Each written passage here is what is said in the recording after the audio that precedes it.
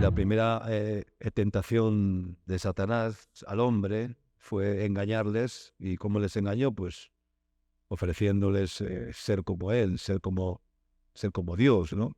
Y esa mentira satánica fermentó en toda la humanidad, ¿verdad? Y toda la humanidad pues la hemos recibido desde nuestros antepasados, desde nuestro nacimiento, y nacemos con orgullo. El niño desde que nace ya es orgulloso. El niño crece y sigue siendo orgulloso. Y el niño se hace joven y sigue siendo orgulloso. Y el joven se hace adulto y sigue siendo orgulloso y soberbio. Y constantemente la soberbia, el orgullo, pues es un mal, ¿no?, que está ahí constantemente, ¿no? ¿Para qué? Pues para no permitirnos hallar la gracia de Dios que se halla por medio de la humildad, ¿verdad? Entonces, hermanos, Dios quiere librarnos de la perversión que significa la soberbia y el orgullo, y enseñarnos pues a ser como Él, mansos y humildes, no de corazón, como dijo el Señor. Dice la palabra que en los posteros días, decía Pablo a Timoteo, vendrán tiempos peligrosos, porque habrá hombres amadores de sí mismos, ávaros, vanagloriosos, soberbios, infatuados, blasfemos, desobedientes de los padres, desleales, ingratos, sin afecto natural, implacables, calumniadores, intemperantes, crueles, aborrecedores de lo bueno. Hay de los que a lo bueno dicen malo y a lo malo dicen bueno. Traidores, impetuosos, infatuados, amadores, dice, de los deleites más que de Dios. El mundo está lleno de personas pervertidas que quieren pervertir a los demás y seducen a los demás, pues aprovechando las debilidades carnales, humanas de las personas. Es el trabajo de Satanás, que como vean nosotros una pequeña puerta abierta, una pequeña puerta de pecado, una práctica de pecado, pues ya tiene la puerta abierta para poder entrar e invadir y tomar posesión, y encuentra derecho para ocupar, para habitar, para entrar. Por lo tanto, seamos conscientes de que en estos tiempos peligrosos hemos de enfrentar pues todos estos temas pues con mucha mansedumbre, humildad y sabiduría. Y la humildad pues va unida a la sabiduría, porque el orgullo lo que produce es todo lo contrario. El orgullo produce ceguera. El orgullo no ve nada, solo ve lo suyo, ¿verdad? Y está completamente ciego a la realidad porque solamente mira satisfacer su codicia, su ego, sus deseos y sus pasiones. Cuando no hay humildad, las personas pues se degradan y se hacen toda clase de insensateces, incluso de locuras, ¿no? Perdiendo el sentido común, ¿verdad? Es muy fácil perder el sentido común. El sentido común que forma parte de la sabiduría innata en el conocimiento implantado por Dios en toda criatura, y que va unida a la conciencia. Y ir en contra de la conciencia, pues es perder el sentido común, que unido a la conciencia y a la prudencia es lo que conforman el dominio propio, ¿verdad? Es lo que conforman el dominio propio, ¿no? Que a tantas personas les falta, o el sentido común, que a tantas personas les falta también. ¿Cómo estamos de sentido común? Hay que preguntarse cómo estamos de sentido común. Algunos dicen que es el sentido menos común de los sentidos, ¿verdad? Claro, y curiosamente le llamamos sentido común, pero es el menos común de las personas porque es un sentido que escasea en las personas. Escasea, es el que más escasea. Muchos tienen el sentido de la vista súper desarrollado, que parecen búhos, ¿no? Otros tienen el sentido de la lengua súper desarrollado, que parecen loros parlanchines, ¿no? Otros tienen el sentido del tacto tan desarrollado que van tocando todo, que tienen que tocar todo, ¿no? ¿Verdad? Otros tienen el sentido del gusto tan desarrollado que tienen que probarlo todo. Son sentidos, ¿verdad? Y el hombre tiene esos sentidos sobre desarrollados, pero el más sabio de todos los sentidos, que es el sentido común, la mayoría de los seres humanos lo ignoran y lo tienen minimizado en sus vidas. Y escasean. Y si se pierde el sentido común, si te descuidas, pues acabas haciendo tonterías. ¿Cuánto dicen amén? El que pierde el sentido común acaba haciendo tonterías. Acaba haciendo cosas de locura, acaba siendo un insensato. Eclesiastés capítulo 10, versículos del 1 al 10. Vamos a leer en esta mañana. Las moscas muertas hacen heder y dar mal olor al perfume del perfumista. Así una pequeña locura al que es estimado como sabio y honorable. Mucho cuidado con las moscas muertas. Las moscas vivas son muy incómodas, ¿verdad? Cuando una mosca revolotea, ¿verdad? Y parece que se te pega y no se despega y está ahí. Cuánto incomoda, ¿verdad? Una mosca, ¿verdad? Y hay muchas moscas muertas que se quedan pegadas en nuestras vidas. Jesús dijo que por Belcebú, ¿no? Le llamaban el príncipe, o sea, cuando dijo, no, por Belcebú echa fuera a los demonios, Belcebú es el príncipe de las moscas.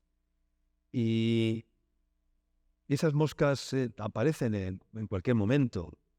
Hay muchas moscas muertas que malogran el perfume de la dignidad del ser humano, de la integridad del ser humano.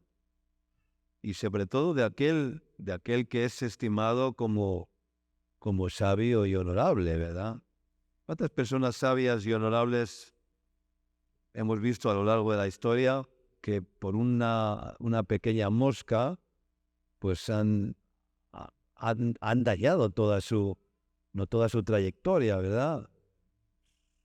Podríamos mencionar políticos, podríamos mencionar, se me viene a la mente Clinton, que fue presidente de los Estados Unidos, un presidente exitoso, pues una pequeña mosca muerta. ¿Cuál fue la mosca muerta de Clinton? Pues por la becaria, ¿verdad? La becaria y esa mosca muerta le provocó el fracaso político y el fracaso de integridad, de dignidad y de todo, ¿no? Así infinidad de moscas muertas.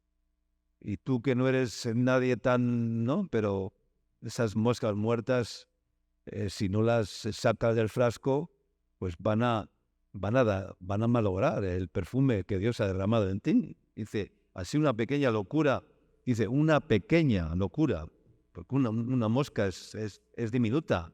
Dice, una pequeña locura, dice, al que es estimado o al que es tenido por sabio y por honorable, ¿no? No que seamos sabios, no que seamos honorables, ¿no? Pero sí por lo menos tenemos una dignidad como hijos de Dios y no podemos permitir que las moscas muertas producen o hagan producir heder y dar mal olor al perfume del perfumista, porque si no se va a dañar el perfume.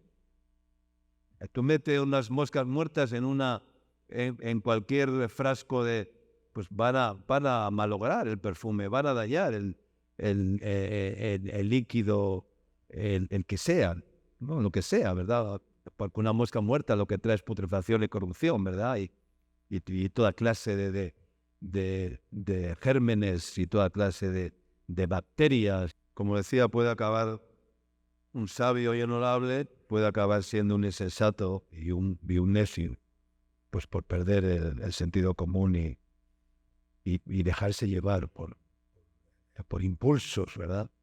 A veces es un impulso, un impulso mal dirigido, ¿verdad? Un impulso que no ha sido sujetado, ¿no? Que no ha sido, ¿verdad? Y esos impulsos no nos podemos dejar llevar por impulsos, ¿verdad? Hay que sujetar los impulsos. Y ese es el dominio propio.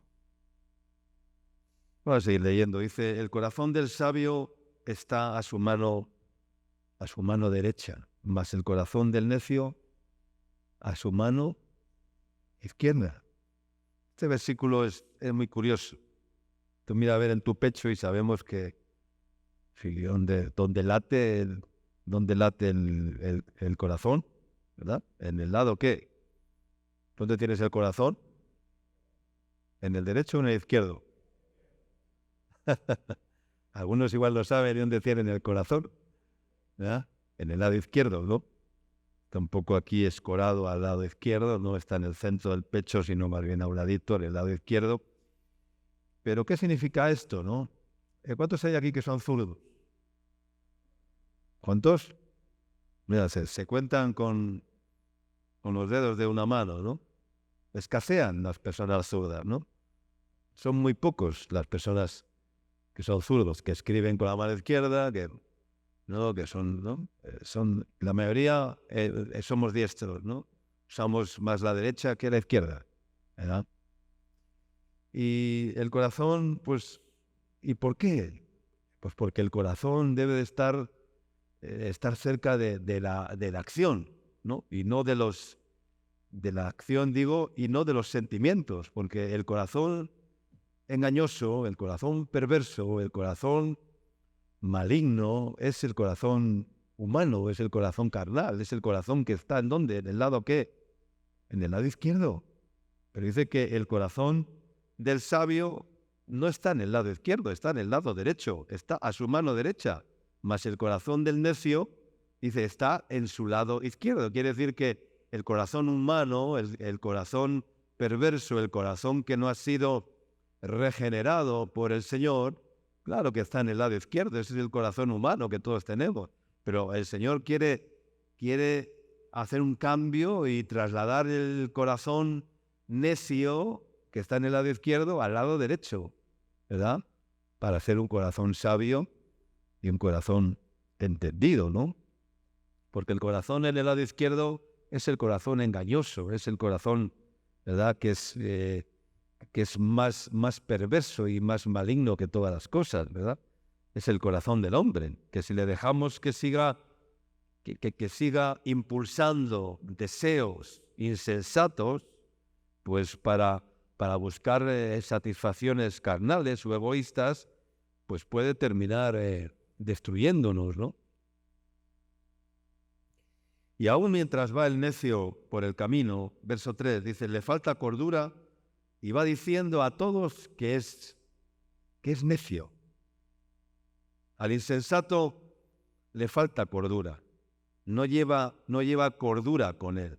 Y el enemigo, que sabe muy bien cómo atacar al falto de cordura, pues le pone las trampas, le pone los tropiezos, le pone las cadenas, le pone ¿verdad? Los desvíos, ¿verdad? Para desviarle del camino.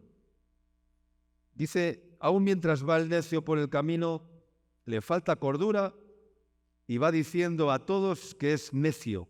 ¿Pero cómo va diciendo a todos que es necio? ¿Lo va diciendo con su boca? ¿A que no? ¿Tú has visto a alguien decir, soy un necio, ¿no? Y va por el camino diciendo, soy un necio. No. Sus acciones, sus hechos, sus actitudes hablan por sí solas y todos los que lo ven dicen, es un necio. No hace falta que lo digas, ya te vemos que estás actuando como un necio, ¿verdad? Porque por donde va, todos se dan cuenta de su necedad. Es muy fácil identificar a un necio, ¿verdad? A los sabios también los identificamos, pero no nos paramos tanto a mirar a los sabios. Pero qué fácil, ¿no? Se identifica la necedad del ser humano, la falta de cordura del ser humano, ¿no? Dice, si el espíritu del príncipe se exaltare contra ti, no dejes tu lugar, porque la mansedumbre hará cesar grandes ofensas. El que tiene dominio propio, que tiene cordura, también tiene mansedumbre, es manso, no echa leña al fuego, no responde con ira a la ira, no responde al odio con venganza, y así guarda su corazón, y así además evita las contiendas y es pacificador. No es iracundo, no es contencioso, no provoca contiendas, es un hijo de paz, es un pacificador.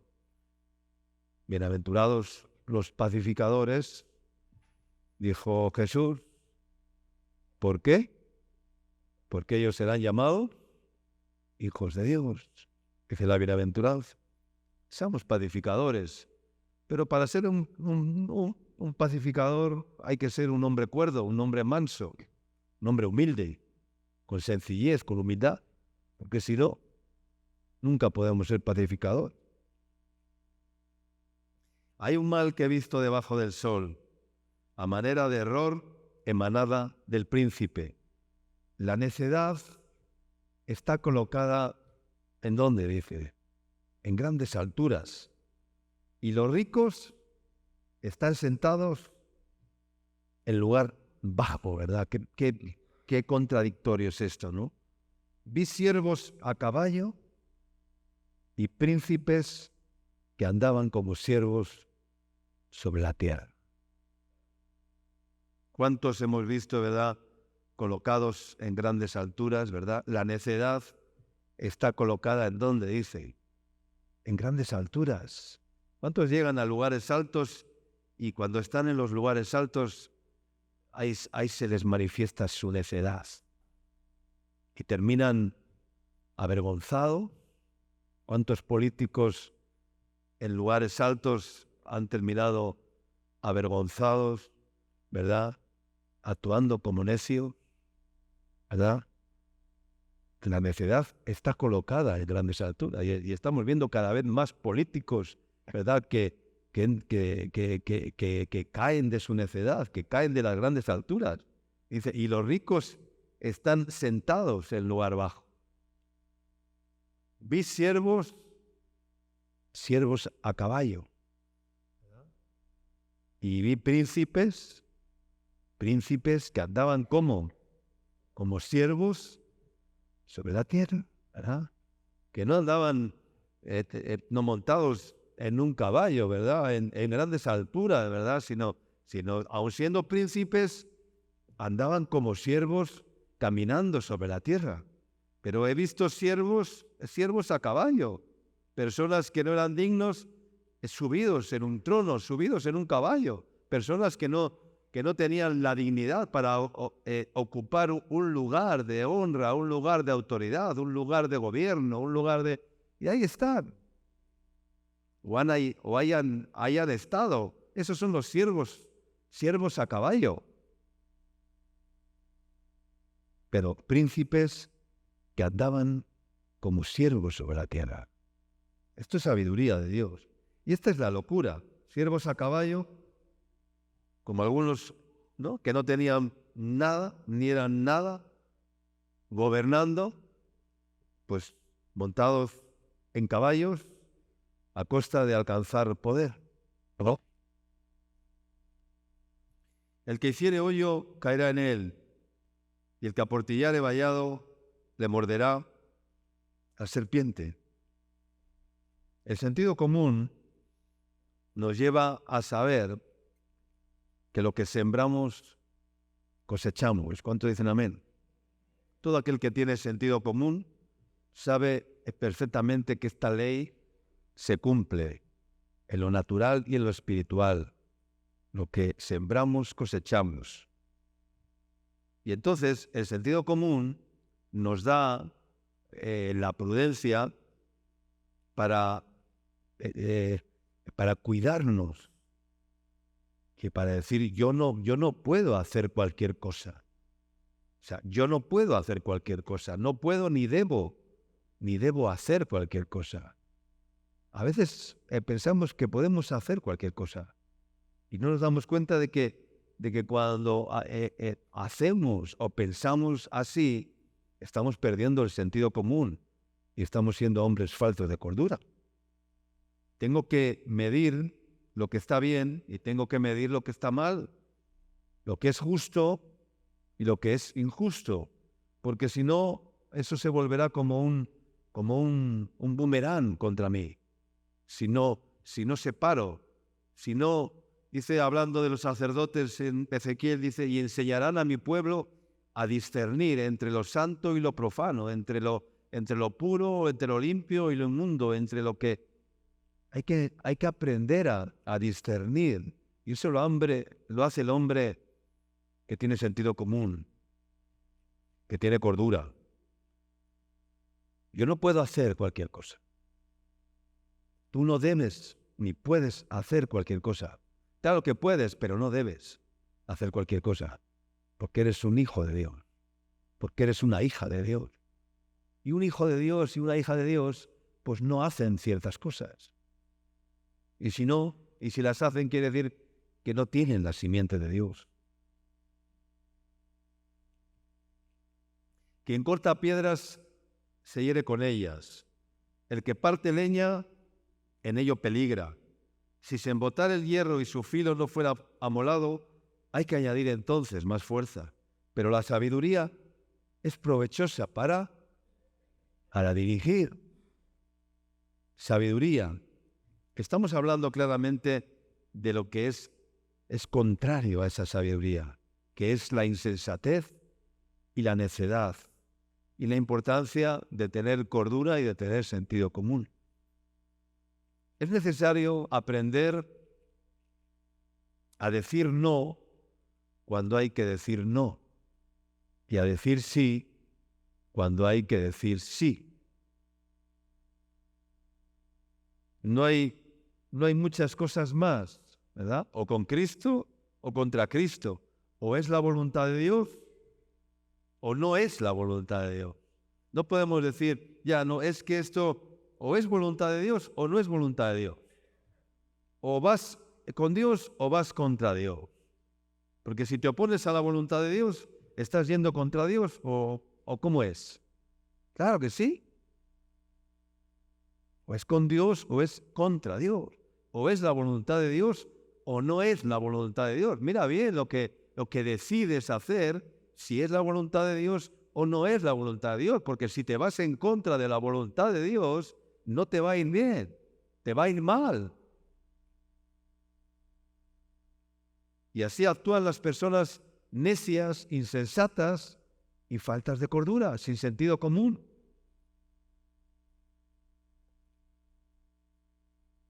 O sirvo a Dios o no le sirvo. sea, no podemos decir, no, es que yo he decidido servir al Señor aquí, allá. No. Tú tienes que servir al Señor donde Dios te llamó a servir al Señor. Y si tú piensas que tienes que servir al Señor de otra manera y no es la manera que Dios te ha llamado, entonces estás equivocándote. O sirvo o no le sirvo. Josué les dijo al pueblo: escogeos hoy a quién sirváis, si a los dioses a los cuales sirvieron vuestros padres al otro lado del río o a Jehová. ¿A quién vais a servir? Y ellos dijeron: no, vamos a servir al Señor. Yo y mi casa serviremos al Señor. Pero hay que analizar qué es servir al Señor. O hasta dónde estamos dispuestos a servir al Señor. Yo he escuchado decir al siervo de Dios, decir: yo oro para que los cristianos pierdan sus trabajos y se queden sin trabajo. ¿Para qué? Para que trabajen ¿para quién? Para que trabajen para el Señor. Porque el que no trabaja para el Señor, ¿para quién trabaja? Claro, tú dirás, no, para mantener a mi familia, para mi comida, para mi casa, bueno, pues ya. Si crees que eso es todo en la vida, pues ya está. Pero eso no es servir al Señor. El llamado de Dios, con el cual llamó a sus discípulos, fue un llamado, bien claro, bien determinante, bien definido. Y el llamado no ha cambiado. El llamado a servir no ha cambiado. O sirves al Señor o no le sirves. O te sirves a ti mismo. Pero eso no es servir al Señor. La duda no existe en el Señor. ¿Cuánto dicen amén? O al menos no debiera de existir. No puede existir la confusión, ¿ya? No se puede decir sí a todos y a todo. Algunas personas quieren decir sí a todo y a todos. Y a veces hay que decir no. No se puede decir sí a todos y a todo. Y en este mundo en el que vivimos, en esta sociedad de hoy en día, cada día hay más falta de cordura. Porque esta sociedad se está convirtiendo en una Babilonia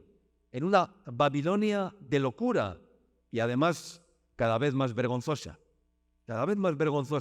en una Babilonia de locura y cada vez más vergonzosa y más vergonzosa. Estamos llegando a la Sodoma y Gomorra de los tiempos pasados, aún peor que Sodoma y Gomorra, dice la Escritura.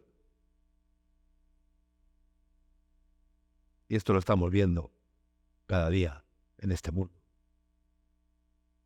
Dice Proverbios capítulo 8, versículos del 1 al 5. Dice: ¿no clama la sabiduría y da su voz la inteligencia? En las alturas, junto al camino, a las encrucijadas de las veredas, se para. En el lugar de las puertas, a la entrada de la ciudad, a la entrada de las puertas, da voces. Oh hombres, a vosotros clamo, dirijo mi voz a los hijos de los hombres. Entended, oh simples, discreción, y vosotros necios, entrad en cordura. Amén. La sabiduría terrenal y la sabiduría divina del cielo dice que se sientan junto al camino, ¿no? Hemos leído: no clama la sabiduría y da su voz la inteligencia. Verso 2, en las alturas junto al camino, en las encrucijadas de las veredas, dice que se para, se encuentra. Allí se encuentran la sabiduría terrenal y la sabiduría del cielo, la sabiduría divina. Se sientan, se paran junto al camino, para que los hombres tomemos decisiones en la vida. La vida consiste en tomar decisiones. ¿Cuánto dicen amén? Toda nuestra vida estamos tomando decisiones. Trascendentales o menos trascendentales, más importantes o menos importantes, pero nuestra vida consiste en tomar decisiones. Constantemente tomamos decisiones, escogemos o uno o esto, o aquello, o lo otro, o obedezco o no obedezco, hago caso a lo que me dicen o no hago caso, me dicen esto, voy a... No, pues la vida consiste en decisiones, y la vida del Señor consiste en decisiones. Decidir algo es determinar una acción, decidir algo es determinar lo que vas a hacer. Tú decides y luego haces conforme a la decisión que has tomado. ¿Amén? ¿No es así? Pues, ¿para qué? Para ser determinantes. Pero determinantes en lo que agrada a Dios, determinantes en lo que es bueno, en lo que es correcto. Dice Job capítulo 22 y verso 28, dice, determinarás a sí mismo una cosa, dice, y te será firme, y sobre tus caminos resplandecerá luz. Dice, determinarás a sí mismo una cosa y te será ¿cómo? Te será firme, y sobre sus caminos, o sobre tus caminos, resplandecerá luz, para no divagar, para ser diligentes en tomar la decisión correcta, porque la decisión tiene que ser, ¿cómo tiene que ser la decisión? Tiene que ser en el tiempo de Dios, en el tiempo de Dios. Una decisión tardía puede ser inoperante, ¿verdad? Una decisión tardía puede ser inoperante.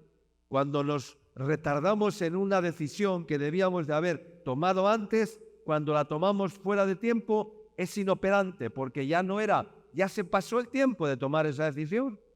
Es inoperante. Y una decisión anticipada puede ser imprudente. ¿Cuánto dicen amén? Tardía, inoperante. Anticipada, imprudente. Así son. Entonces hay que tomar las decisiones ¿cuándo y cómo? En el tiempo de Dios y en la voluntad de Dios. Entonces se cumple la palabra. Determinarás a sí mismo una cosa y te será firme, y sobre tus caminos resplandecerá luz. ¿Por qué? Porque has tomado la decisión correcta en el tiempo correcto. Ni te adelantaste, ni te apresuraste, ni te retrasaste en tomar la decisión. ¿Cuántas veces nos arrepentimos de decisiones que teníamos que haber tomado antes? ¿Te ha pasado alguna vez? ¿A que sí? Hace poco alguien muy cercano a mí dijo, me arrepiento de no haber tomado esta decisión antes, cuando la tenía que haber tomado. He dejado pasar demasiado tiempo para tomar esta decisión. Y es así, porque una decisión tardía retrasa ¿qué? Retrasa la obra de Dios, retrasa el plan de Dios. Y cuando te apresuras a tomar una decisión que no es el tiempo de Dios, que Dios todavía no te ha dicho, ahora sí, ya, ok, es conforme, no has orado. Y como no has orado, pues no sabes qué decisión tomar. Ese es el mayor problema que tienen los seres humanos a la hora de tomar decisiones. No oran al Señor para que el Señor les confirme si toman una decisión o no la toman. Hay que orar al Señor y decirle, Señor, ¿qué decisión debo de tomar? Y vivimos tiempos en los cuales vamos a tener que tomar decisiones. Dice la Escritura, dice la profecía, muchos pueblos, dice, en el valle ¿de qué valle habla? Dicen, en Daniel o en uno de los profetas, en el valle de la decisión, dice, en Malaquías creo que es, ¿no? En el valle de la decisión, menudo valle, el valle de la decisión, un valle en el cual no ves nada, es un valle y tienes que tomar una decisión. Aunque ande en valle de sombra y de muerte, no temeré mal alguno, porque tú estarás conmigo. Pero hay que tomar la decisión. Dice, muchos pueblos en el valle de la decisión, muchas personas en el valle de la decisión. ¿Qué decisión voy a tomar en mi vida, en este tiempo? ¿Qué decisión voy a tomar? Verso 12 del mismo capítulo de Proverbios 8 dice, yo, la sabiduría, dice, habito el Proverbios 8:12, yo la sabiduría, dice, habito con la cordura y hallo la ciencia de los consejos. La ciencia de los consejos. Entonces, hermanos, mire, si no tenemos bien definido en nuestras vidas el sentido, por ejemplo, el sentido de la existencia, es muy fácil perder el sentido común si no tenemos en nuestra vida definido el sentido de la existencia. Amén. Porque para aquellos que no tienen bien clara su identidad, para aquellos que no han encontrado la perfecta identidad de ser hijos de Dios, pues es muy fácil que pierdan el sentido común, porque el engañador o los engaña por medio de huecas filosofías y vanas, o los engaña con seducciones, o los engaña con la propia concupiscencia de sus corazones egoístas y perversos. Así que primeramente afirma bien tu identidad como hijo de Dios. ¿Cuánto dicen amén? Afirma bien o define bien el sentido de la existencia en tu vida, porque si no, no vas a ir por buen camino.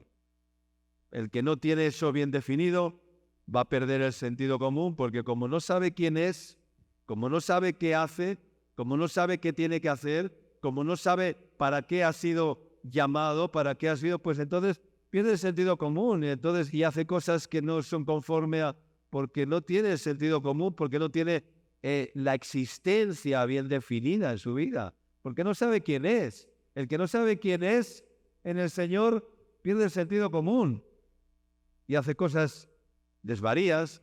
Claro, esas son las moscas muertas que hacen heder y dar mal olor al perfume del perfumista. 1 Corintios capítulo 3, versículos 18 al 20. Dice, nadie se engañe a sí mismo. Si alguno de entre vosotros se cree sabio en este siglo, dice, hágase ¿cómo? Hágase ignorante para que llegue a ser sabio. Dice, porque la sabiduría de este mundo, dice, es que insensatez para con Dios. Pues escrito está, Él prende a los sabios en la astucia de ellos. Y otra vez, el Señor conoce los pensamientos de los sabios, que son vanos. La sabiduría de este mundo es insensatez para con Dios. La sabiduría que este mundo nos quiere hacer prevalecer, esa sabiduría que no es verdadera, la falsamente llamada ciencia. Ahora estamos con la inteligencia artificial, ¿verdad? Ya nos quieren diseñar robots que hagan no sé qué, ¿no? O sea, la inteligencia artificial es algo que va a desplazar al ser humano, que va a desplazar la inteligencia divina que Dios ha puesto en el hombre. La inteligencia artificial. ¿Dónde queda el hombre cuando todo eso se acelere? ¿Dónde queda el ser humano? ¿Dónde queda la creación de Dios con todo esto de la inteligencia artificial? Porque Dios ha puesto inteligencia en el ser humano. Amén. Pero bien dirigida por el Señor, bien dirigida por Dios. Porque el sentido común que tenían mucho más, nuestros antepasados tenían mucho más sentido común que lo que tenemos ahora. No sé si se han dado cuenta. Yo cuando miro a mis antepasados, cuando miro a mis abuelos, cuando miro a mis padres, cuando miro, ¿verdad?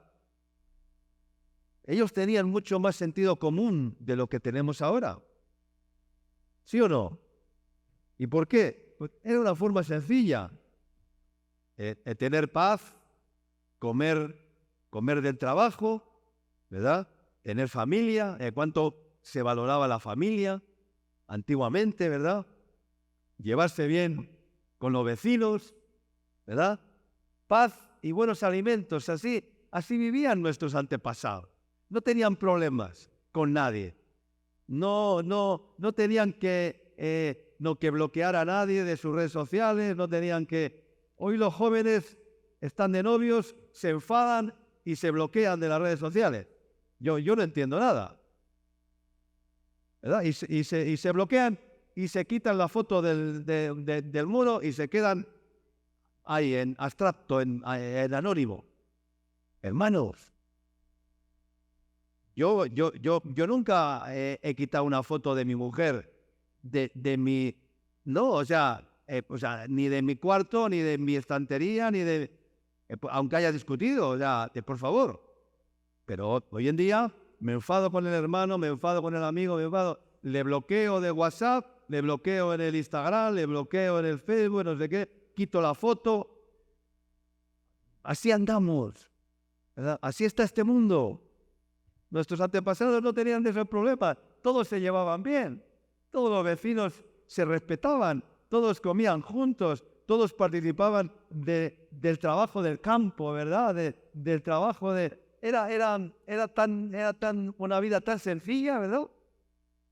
Que no tenían problemas de este tipo como se tienen ahora.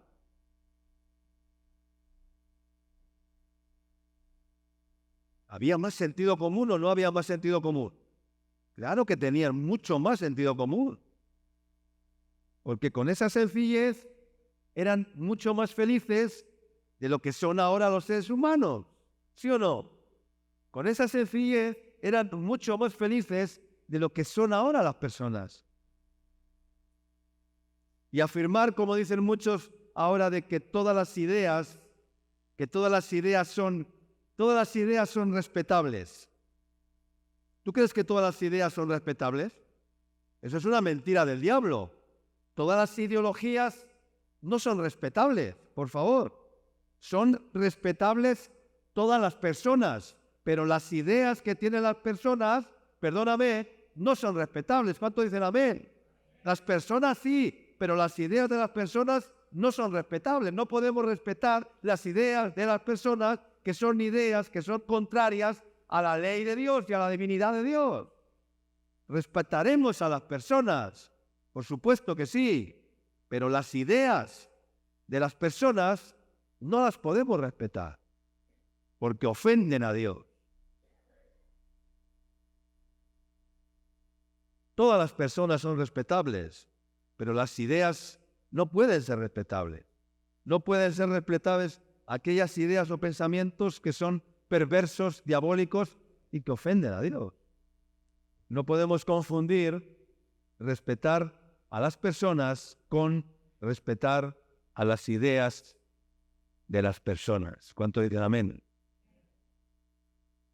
Si mañana tú me ves a mí predicando algo contra la verdad de Cristo, respétame, sí, como hasta ahora, si es que me respetas, pero no respetes lo que yo pueda predicar en contra de la verdad de Cristo. ¿Cuánto dicen amén? Sea yo o cualquier otro siervo de Dios. Amén. Algunos razonan con libertinaje intelectual para justificarse a sí mismos.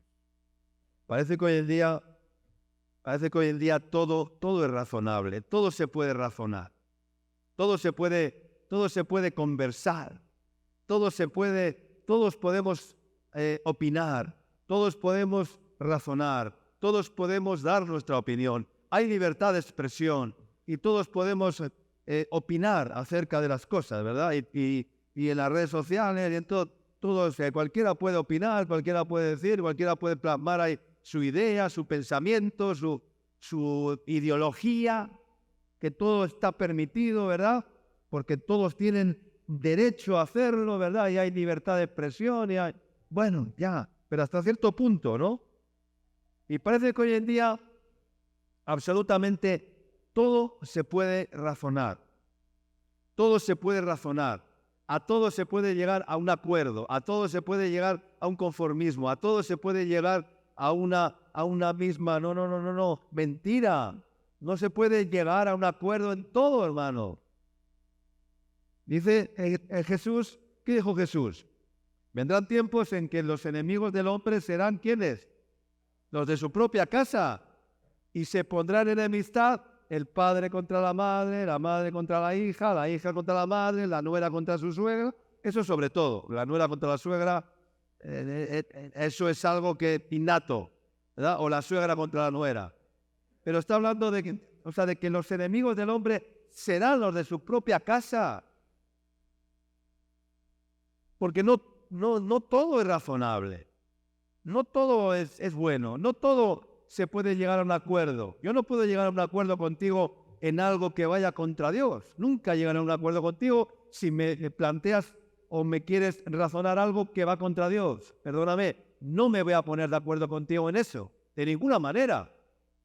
Te respetaré, pero no me pondré de acuerdo contigo. Ni compartiré tus ideas contrarias a las leyes divinas o a la ley de Dios. No todo es razonable. Entonces las personas o este mundo, como dicen que todo es razonable, pues también podemos razonar con Dios, o razonarle a lo que Dios dice, o razonar la palabra de Dios para no obedecer a Dios. Hay muchas personas que razonan con Dios, razonan con la palabra de Dios, razonan con los mandamientos de Dios, razonan con la voluntad de Dios, incluso para sus vidas. Y eso es muy peligroso. Vamos a hacer de Dios un Dios que se tiene que adaptar y que acomodar a nuestra forma de pensar o de creer que deben ser las cosas.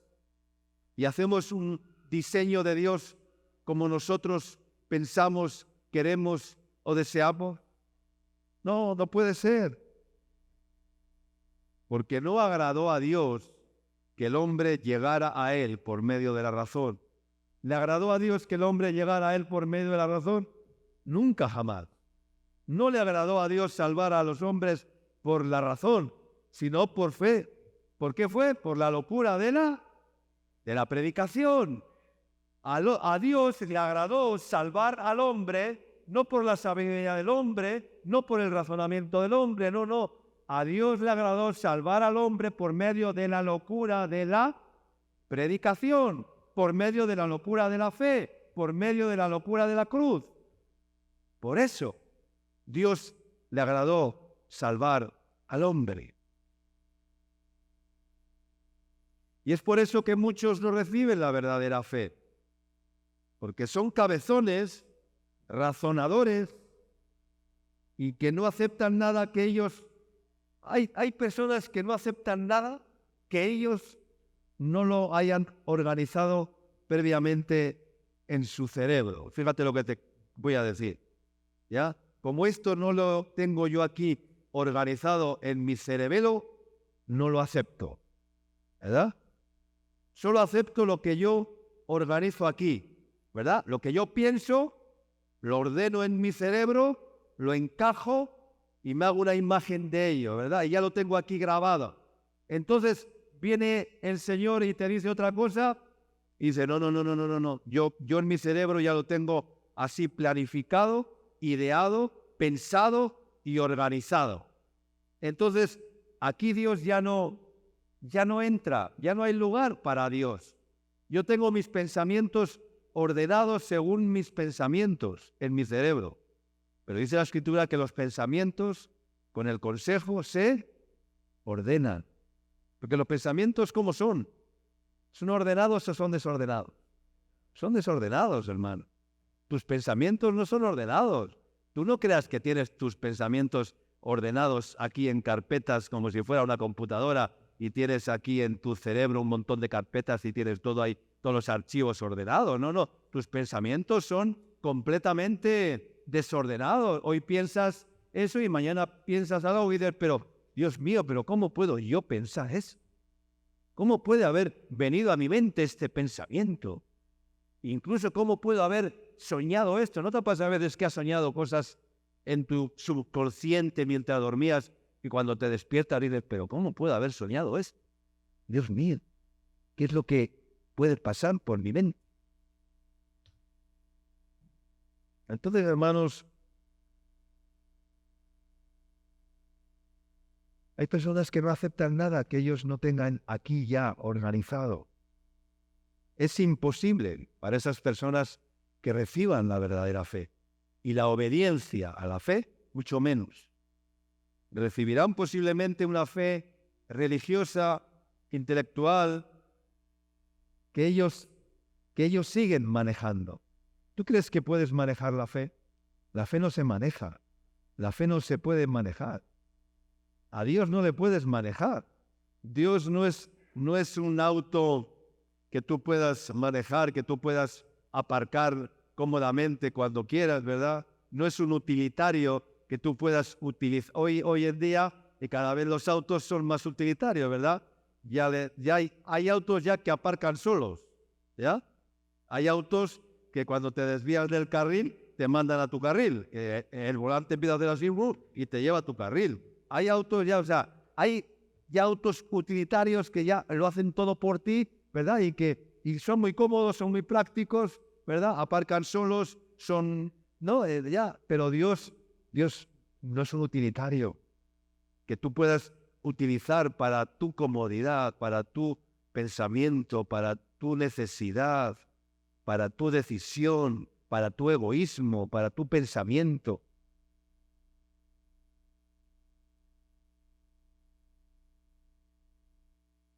No puedes manejar a Dios. Dios es el que tiene que manejarte a ti. ¿Eh? Tú y yo no podemos manejar a Dios.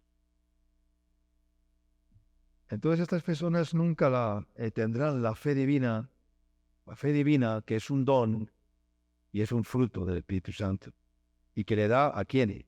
A los humildes, a los que quieren amar a Dios en vez de razonar con Dios. ¿Tú qué quieres? ¿Amar a Dios o razonar con Dios? ¿Quieres amar a Dios? Pues Dios te dice, yo no soy razonable, yo no soy negociable. No puedes negociar conmigo, te dice el Señor.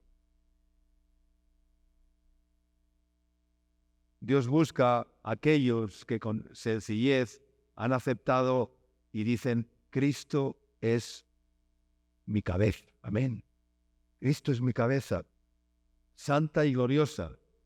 Y que piense Él por mí, porque mis pensamientos no son buenos, porque vuestros pensamientos no son mis pensamientos, dice el Señor, ni vuestros caminos son mis caminos, dice el Señor. Mira, ¿sabes cuál es la conversión verdadera? Es dejar que Él limpie nuestra mente de razonamientos intelectuales, soberbios, de memorizaciones absurdas y faltas de cordura, y que ponga únicamente sus pensamientos. Amén. Sus pensamientos. Los pensamientos de Dios, que son verdades eternas. Y poder decir como Pablo, mas vosotros tenéis la mente de Cristo. Amén. La mente de Cristo. ¿Tú quieres tener la mente de Cristo? ¿Pensar como Cristo? Yo quiero tener la mente de Cristo.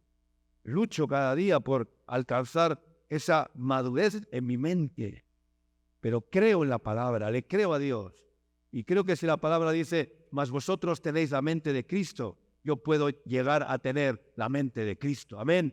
Si me ciño a su palabra, si obedezco al Señor, puedo llegar a tener la mente de Cristo.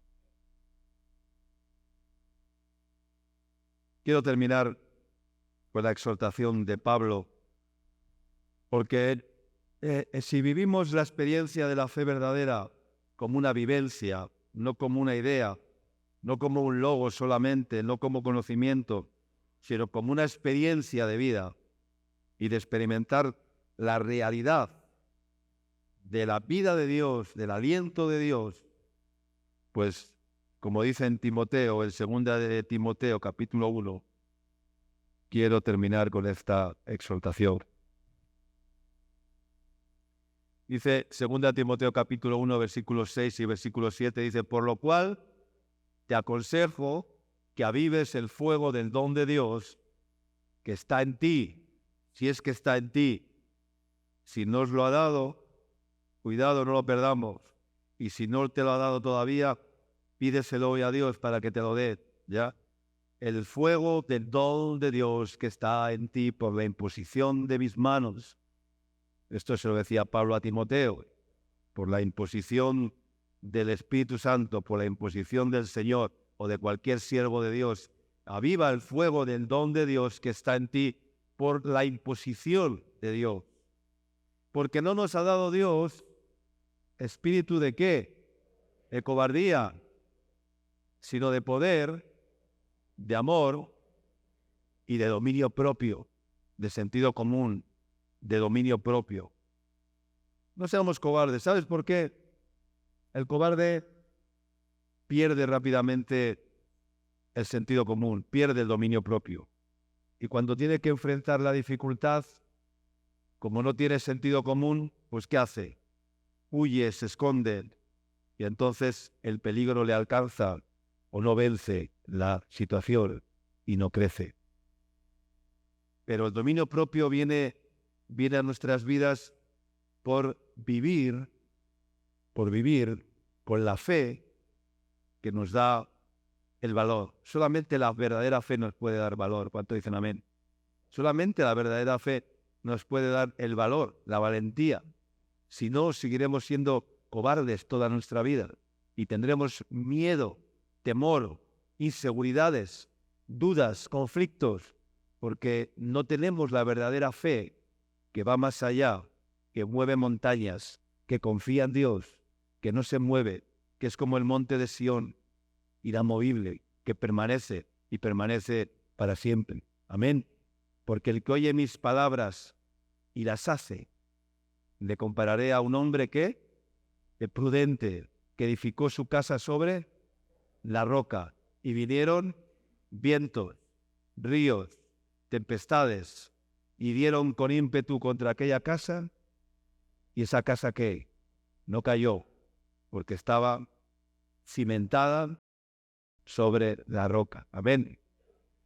Pero dice, el que oye mis palabras y las hace, le compararé a un hombre prudente, a un hombre con sentido ¿qué? Con sentido común.